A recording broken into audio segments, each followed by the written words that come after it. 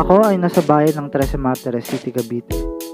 Mag-isang naglalakad sa kawalan. Biglaan talaga ang proyekto ko at hindi ko pinalagpas ang oportunidad. Marami na din ako pinagdaan sa pagmumural at akin natupad itong taon na to.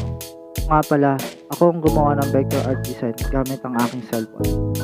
Mas binigyan ko atensyon itong pamilihan ng Trece dahil para sa akin ito ang pinakamadetalyado. At habang tumatagal, mas napapaisip ako ano ba itong napasukan ko. Dahil sa pakiramdam ko ay kulang ang aking kapasidad, pero syempre, hindi ako sumuko kahit napasukan ko ito. Sa katagalan, mas nakikita ko ang aking progreso sa pagpinta ng pader. Habang tumatagal, mas nakukuha ko ang disenyo at napubuko ko ang tensyon ng mga tao sa paligid. Meron pa nga nagpapakuha ng litrato.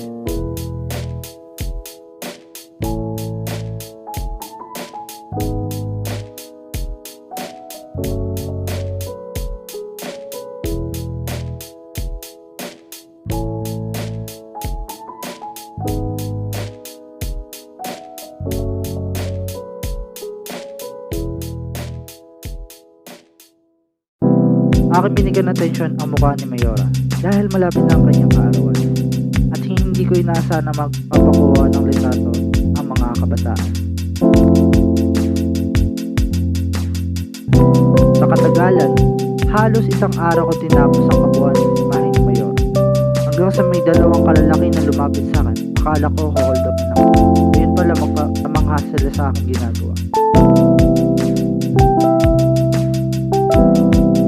Hindi ko man pinost sa social media, akin natapos ang imahe ni Mayora. Mayora, shoutout nga pala sa'yo. Akin pinagpatuloy ang natitirang disenyo na nagawa ko. Simulat sa pool, ito ang kasabayan sa pamilihan ng Trece. Ang ginagawa kong bagong kapitolyo na makikita ito sa may bandang Barangay Kabuko. Ito ang aking naisip ng disenyo para mumukhang sticker sa wall.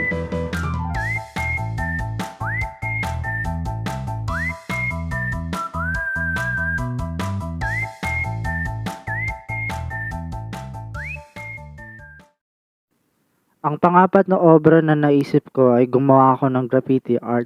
13. Ito ay sumisimbolo ng 13 martir na nagpakabayani dito sa bayan ng Trece Martires.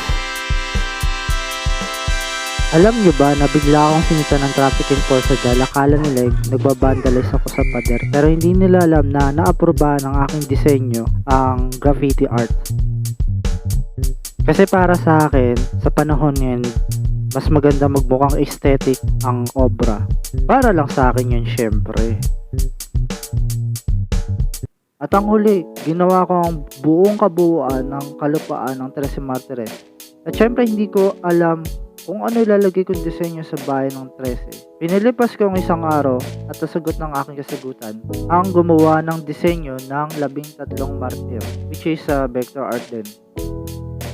Inabot man ng maraming araw pero para sa akin masaya ako dahil ito ang pinaka-kauna-unahan kong nagawa, which is parang ala street art talaga, no? Tsaka shoutout nga pala sa mga taga-Tresenyo niyan.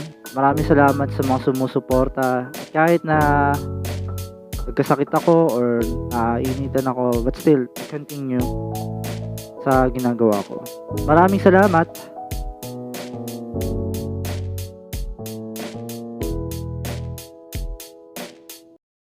Ito nga pala, vlogger nga pala na Happy Final After po sa FB page at RGTV at kasali sa YouTube channel at si KBI actually this is the second time na nakita ko siya na nagpipinta dito dahil sa unang ipinunta niya ito si Mayora Gemma. Na-exportan ko siya na meron siya dito ng tripod at pinipinta niya pa lang to at nandun din sa ano niya sa account niya. Then secondly, meron pa pala siyang gagawin susunod na ito ay ito ang mapa ng Trece Martires. So very creative, very artistic ang kaibigan natin na to. Supportahan natin at that's life. Kung talagang may passion ka para sa larangan ng art na yan, ituloy mo lang. Keep going. We'll never know kung kailan tayo magsasuccess o basta hindi ka tumitigil sa pangarap mo, makakamag na rin ito balang araw. This is WG The Rigid from Happy Final Laughter and FB page and Rigid TV at kasali. Always remember to never lose hope, always take chances from our battle with COVID-19. It's not COVID-19. Stay safe, God bless and peace out. Happy holidays mga kapong.